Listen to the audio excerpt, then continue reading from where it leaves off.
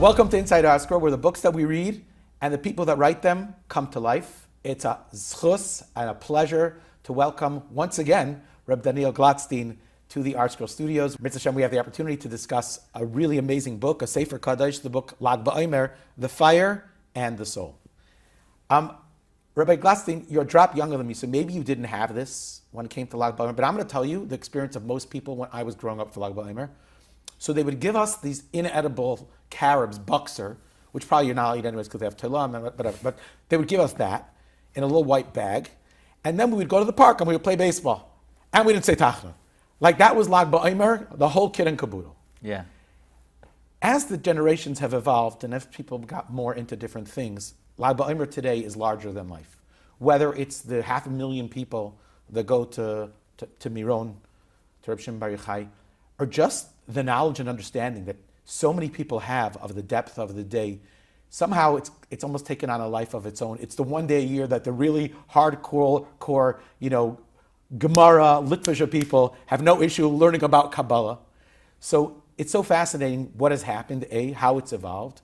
And this book really encapsulates and incorporates so many deep concepts, so many things that I don't know that we a whole year are so comfortable with. So explain to me, I guess the first thing I wanted to ask you was why you wrote a book on lagbaomer.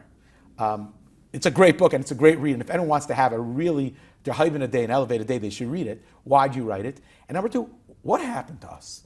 Like in the few decades, from me being a child to being now, lagbaomer is a totally different yontif. Maybe you have some insight into that. Okay, so in terms of why we wrote a book on the subject of lagbaomer, first of all, to help people overcome the trauma that they had eating those buxer. It didn't help. To me, I always wonder, like, what's the difference between the buxer and eating your desk in the yeshiva? It's, But Lag BaOmer has, as you said, there's a momentum that we see that Lag BaOmer has generated, that how could we ignore it, nor should we ignore it. There's an idea, Yisrael meinam neviim heim, b'nei neviim heim. Meaning, if the Jewish people are doing something, there's meaning to it. We find in, let's say, in the Sifrei B'nai Yissaschar, he says if Jewish children have an expression, it's rooted in something in Kedusha. So if there is this movement in Klal Yisrael of this attraction to Meron and Reb Shimon Bar Yochai, we have to try to understand it. What is it rooted in? What is the meaning of it? What is the symbolism of it? As you mentioned, we could just highlight the phenomenon. Look, when we were a kid,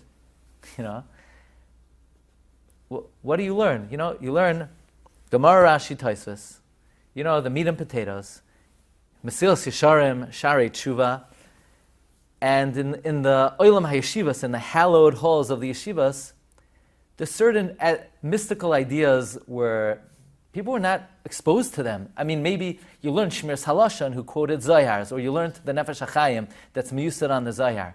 But or Yisoid B'Sharash HaAvoda, or Reishis Chachma. Even those, Yisoid B'Sharash Chachma was only the guys who were fringe. Right. The typical guy, you stopped at Nefesh HaChaim, maybe. Yeah. But nowadays, there's so many modern Sfarim of Gedolei Olam. For example, you have the Sifrei Reb David Kohen that opens up worlds from the Ramchal. I mean, Reb David Kohen wrote a Sefer, Maimer HaChachma, explained the Ramchal's exposition on Rosh Hashanah Yom Kippur davening. And all the Sifrei Reb David Kohen, Maral's, Ramchal, and of course he's one of the greatest experts in the world of the Machshav of the Gra. And the Gra is Kulai, Kulai Omer Kadosh. It's very elevated, Sisrei Torah. Then you have Sfarim Ramosha Shapiro, who liberally quotes from mystical sources. The Sfarim of Reb Pinchas Friedman, who has an amazing array of Kabbalistic and ideas. And it's translated into English in such an easy way to understand. Reb David Kohen's Sfarim are still, and as are Moshe Shapiro's, although some people attempted. But the Shvila Pinchas, he comes out with a weekly thing. It's not so hard to understand it, but he's not speaking about light stuff. No, he's not speaking about what we call pshat, Yes. And this is not just Sisrei Torah, this is Gilgulim, and people are reading it. I remember somebody even once came to me, they were preparing a hesped for a parent, and whatever level background they were on, they came, they needed paper, they were holding the Shvilei Pinchas sheets, And on the back, they were writing, they needed help with something. So how do we explain this phenomenon? This was material that 40 years ago, if somebody would have come into a regular traditional yeshiva, maybe they would have been shunned. And nowadays, it's standard. A regular guy in shul, being gavra legavra, he's reading this stuff. And he's being elevated by this stuff. And he connects with it and it resonates. Look, throughout history, people were always attracted to the mysticism. But now, even, so to speak, in what we call, mainstream arenas, it has definitely entered in a way that we've never seen before. So this is something we have to understand and study. And in the introduction to this humble offering, bring a really amazing idea from the Peshlishi. The Peshlishi was Yitzchak Isaac Chaver, a student of the Gra, who says that the limitations of when Chazal and Gemara Chagiga says that the secrets of the Torah are limited to only Chachamu, Maven Midaitoi, that was only referring to past generations, not in our times. Now again, I want this to be understood in the proper context. Even so, even if that's the case, that maybe we're not as restricted, still somebody needs to do this under the tutelage and the guidance of the Rabbeim and the Rabbanim, and at the appropriate time, and what's appropriate for someone who's already learned in Koilo for many years may not be appropriate for someone who's Yeshiva Bachar, but the observation is true. This has entered the normative study of B'nai Torah, B'nai Yeshiva. So the Rabbi Isaac Chaver says the limitations don't necessarily apply to our generation. He says back in the day when people were so steeped in Kedusha, they didn't need this type of material, and therefore it was limited. But we desperately need it. We're living in a generation of an onslaught against our Yirah Shamayim and our Emunah, and we need something to really ignite it. And this was given Min HaShamayim, in, so to speak, to the Jewish people in the end of days to add fuel to the fire and it's something that we need. Likewise, the Chidush Harim writes that the limitations of studying the mystical aspects of the Torah are different today than they were in earlier generations. He even says, Chazal tells us Rabbi Akiva saw what Moshe Rabbeinu didn't see. Niglel Rabbi Akiva Mashalai Ra Rabbi Akiva Mashalai Ra Moshe Rabbeinu. I think they learned from the pasuk in Eiv, Kol Yakar Ra Asa Einai. Kol is 50. Rabbi Akiva knew the Shar Nun, even Moshe. So, how's that possible? Moshe Kibel Torah Misinai. So he says, Moshe didn't need that, let's call it that type of Giloi, because Moshe Rabbeinu lived in super miraculous times. Rabbi Akiva lived in the times of the Churban, Chidush Harim says. And therefore, more was needed. Now, that has to be understood and not just repeated, but the nugget that we're gleaning from there is that what's appropriate in one generation is not appropriate in another generation. The Baal HaLeshem, who is one of the greatest all-time Mekubalim, Rabbi Yashiv's grandfather, he writes, what was prohibited yesterday is permitted today. So he also observes this reality. Okay? Now again, it has to be in the proper guidance. And the Gedolim of our generation, whether it's Rav David Kayin and Rav Moshe Shapiro and Rav Shvilei Pinchas, they're providing us the ideas and the concepts with the proper background and the proper framework. That's a certain level of guidance that it provides us. So we're not doing it on our own. We're not, on our own venturing off into the deep. We're doing it under the tutelage of the Gedolei Yisrael. Now let's bring it back to lagbaomer, because I think that's where, that's the book, yeah. and B, that's where I think it really comes to front. So the Rashbi, he's the one who brought to the world the secrets of the Torah.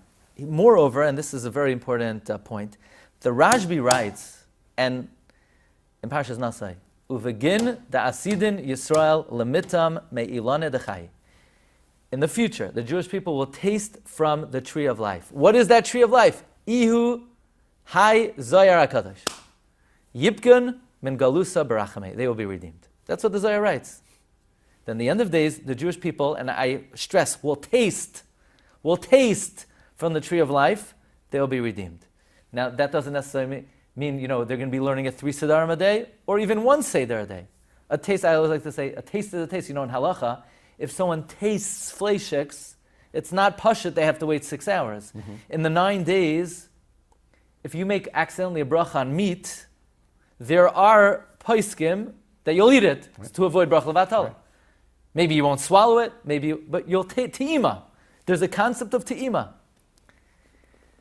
Now, I bring in the book, Grada, Rav Yaakov Hillel wrote a book about lagbaomer called Eid Hagal, where he says, well, how's this ever going to happen? How are the Jewish people ever going to taste from the Zohar HaKadosh? So he suggests, and I actually wrote a letter to him about this, that because so many of the halachos that we observe are based on the Zohar or the Ari, so by fulfilling those halachos, that is a kiyum of tasting from the Zohar. So I actually wrote, and I brought over here, that not everybody agrees that halacha l'maisa to follow that course of hanhaga. We're following the Zohar and the Ari versus the traditional halacha. That may be the approach of Rabbi Yaakov Hillel. That's the approach maybe of Ben Ish Chai, and the approach of Hasidim. Rav Moshe Feinstein Zechariah Livracha held absolutely not. We follow the poskim versus the mekubalim. And Rabbi Avadi Yosef for Sfardim held we follow the poskim against the mekubalim. There's an amazing machlokes where whether to say the bracha of Hanoisein Layoev Kayach. It's not in the Gemara. So where did it come from? It came from the Ari. So the Chida writes that even though the Beis Yosef doesn't say to say the bracha of Hanoisein Layoev Kayach, but if he would have known that the Ari says to say it, he would have been maskim, because of course the Ari is greater than the Beis Yosef. Right. And Rabbi says, how do you know he would have? Who says he's greater? So this is an age-old machlokes. So, if you're going to take the side that in Jewish practice you'll follow poskim as opposed to mekubalim, how are we going to taste from the Zohar? But I think a lot of what is being learned today, as opposed to 100 years ago, as opposed to 50 years ago, as opposed to 20 and 10 years ago, put it this way, the pot is almost ready, and there's a lot more tasting going on.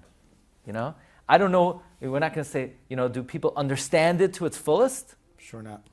I don't know the level of consumption, but there's tasting happening, and it's being done by, and the professional chefs are serving it. Okay? Very nice. So in terms of the Reb Shimon Bar Yochai, so Reb Shimon Bar Yochai says, in the end of days, people are going to taste this information, and it will bring the Geula. We can't ignore the draw that Klal Yisrael has to Rashbi in the end of days. If there is such a powerful draw, A to the Rashbi and B to this type of material, that's a very hopeful phenomenon. It's a beautiful phenomenon. It has to be, again, you need a professional chef to guide how much, if you taste Erev Shabbos, it's Tay HaMeha Chaim Zachu.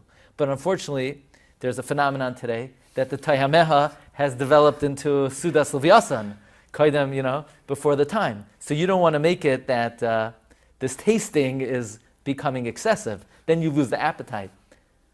But I would like to consider this offering, again, a little bit of a taste in a controlled environment of some of the wonder of the Torah. And indeed it is. I think it's interesting to note, and I'd love you to chime in on this, that there are really two separate things happening on Lag BaOmer. Number one is it's the yard site of Rabbi Shimon Bar Yochai. And by the way, not so clear that actually is his yard site. And fascinating read to see who buys into that. And that it's not so many people that actually say Rabbi Shimon. That's one thing. And then we also have this concept that Rabbi Akiva's Talmidim died. And then Rabbi Akiva's Talmidim stopped dying on Lag BaOmer. And for some reason, that's a source of celebration. Is there a kesher between these two different themes? Or are they just two things that kind of came together, so therefore we turned it into a yontif? The continuity of Torah and the yard site of Rabbi Shimon Bar Yochai, look, they seem to be distinct concepts. It's Rabbi Shimon Bar Yochai's yard site. But if you see the book, there's an idea that's brought that, why would we celebrate a yard site? When did a yard site become a happy occasion? You should fast, right? We said the Sub-Sefer and others say you should fast. So you need to fast. So how did it become a happy day? There's an idea that on the day of a tzaddik's departure, the Torah that he taught becomes ingrained in the hearts of a student. So there has to be a connection between the Rashbi, who is a student of Rabbi Akiva, and he's giving over, he said, Shanu midoisai, the Rashbi says, learn my teachings. Shamidoisai trumais mitrumas Rabbi. His teachings are like the finest of his Rabbi Akiva. So that means on the day the Rashbi passed away, the teachings of Rashbi are ingrained in the hearts of Klal Yisrael. So that may have seared into the day the opportunity to, so to speak, start anew. But fascinating, very interesting. Let's go back to Rabbi Akiva for a moment. Interestingly, I've had the chus to interview Rabbi Rottenberg, who literally just put out a beautiful book on Rabbi Akiva. So the way they taught us when we were children was that Rabbi Akiva had 24,000 Talmidim, and they died between Pesach and between Shavuos, and then on Lag BaOmer, they stopped dying. And that's a source for celebration. And anyone who thinks a drop deeper, it's kind of like the Beis Yosef's question that we addressed when we did the Hanukkah interview. Like, what? He had no Talmidim left. Is that a cause for celebration? The analogy is always like someone loses his whole family in the Holocaust. He's like, let me make a party because there's no one left to die. So you address that quite extensively. Share with us perhaps a nugget, something that we could take home with us. So, a beautiful nugget. Maybe this will be somewhat of a teaser for the audience will be Megala Tefach u'Mechasa Tefach. So regarding this question, why are we celebrating? This is a famous question of the Pri Chadash.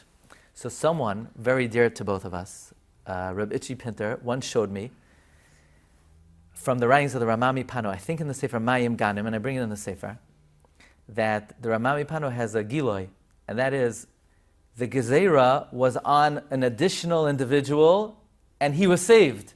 So who is that? He had 24,000 students. They all died. It was on Rabbi Akiva also. So lagbaomer is a celebration that Rabbi Akiva survived. It's celebrating Rabbi Akiva and all that he brought to Klal Yisrael. So that's an interesting take on lagbaomer, That's fascinating. Yeah. We can't talk about lagbaomer without mentioning, obviously, what happened in Miron, the terrible, terrible tragedy that happened in Miron. Just to give context, on October 7th, when the news was flitting into Shul, so someone came over to me and said, there's been a terrible tragedy in Eretz Yisrael, much worse than Miron. So we look at Miron as until at least October 7th, there has to, I don't know, listen, only the Rabbi Shalom knows all the sides and how Kodesh Baruch Hu does everything, but can you give us, at least from your perspective, such a terrible tragedy of so many innocent neshamas in a moment of such elevation and such depth?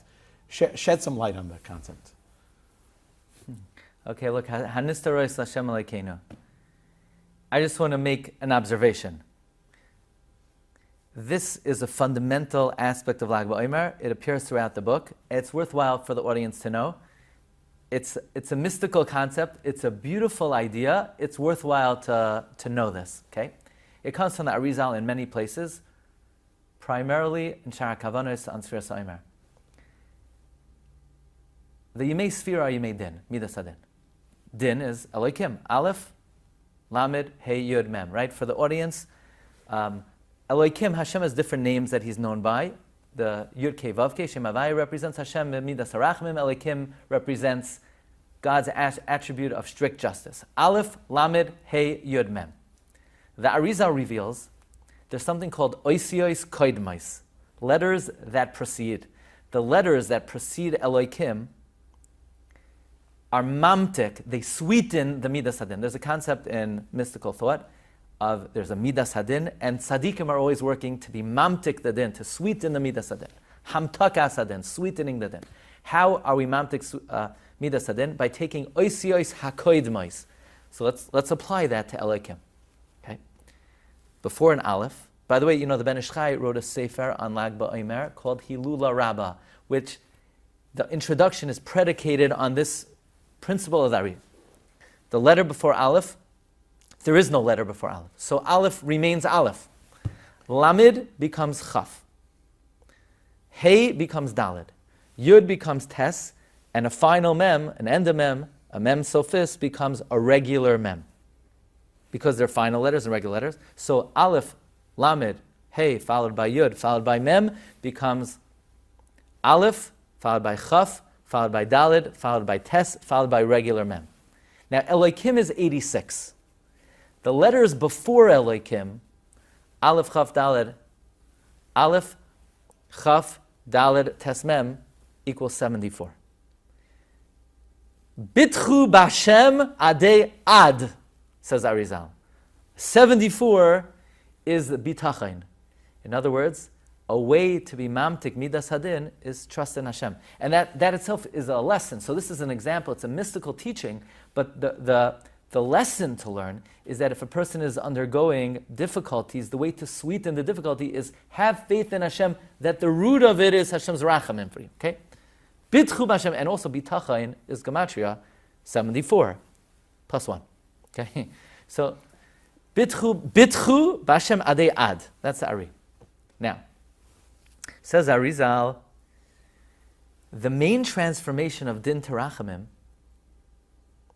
is happening in the three middle letters of Hashem's name. The Chaf Dal, the Lamed Hey Yud. Lamed Hey Yud becomes Chaf Daled Tes. Lamed Hey Yud becomes Chaf Daled Tes. But the Aleph remains an Aleph, and the end of Mem remains a regular Mem. So the outside letters are not really changing in the Hamtakas Hadin. The main Hamtakas Hadin is Lamed Hey Yud becomes Chaf Daled Tes. 45 becomes 33. Wow. Now, says the Ari, the reason why lagbaomer is a day of rachamim is because the pinnacle of rachamim is when the core of din, which is 45, is transformed into rachamim on 33. Therefore, the 33rd day of the omer is the pinnacle of rachamim. That's the Arizal. So just observe the fact that lagbaomer is the transformation of the core of midas hadin, which is 45, to the core of rachamim, which is 33. Everybody wants to know, how could such a thing happen on Lag BaOmer? Well, can we ignore the fact how many Yidden Nebuch were killed on Lag BaOmer 2021? There are 45 Jews. That means when Midas Hadin is not transformed into 33, what number does it remain at? 45. 45. So without explaining why, what, we're seeing what? We're seeing what? And this is a basic teaching. Again, nobody... very seldom would somebody have exposure to Shara Kavanais, but the Ben Ish Chai and all the Svarim that discuss Lag BaOmer are predicated. That's why Rabbi Yaakov Hillel wrote a sefer, Eid 74, Hagal. That's the name of the sefer. So it sounds like this far out idea, but the experts have served it to us. Wonderful, Rabbi Glatstein. You are a Michelin 5-star chef. The way that you put together this book and the way that you gave us an understanding and a depth to the beauty and the magnitude of this day and just this whole shift of us going maybe from Gemara, Rashi, Tosfos a whole year to at least one day a year of Pnimiyas HaTorah is very special. And I think that anyone who picks up the Sefer and takes some time to study it it'll probably open new vistas to them, and maybe they'll start learning Shvilei Pinchas, and maybe they'll start learning Reb David Kain's Svarim, or maybe they'll just buy the rest of Rabbi Glatstein's Svarim. Thank you. But whatever they do, it'll definitely be an uplifting experience. You should have continued Hatzlacha, Siyata Deshmaya, Amen. and An Me'av Esrim, Svarim. Amen. Thank you. Thank you.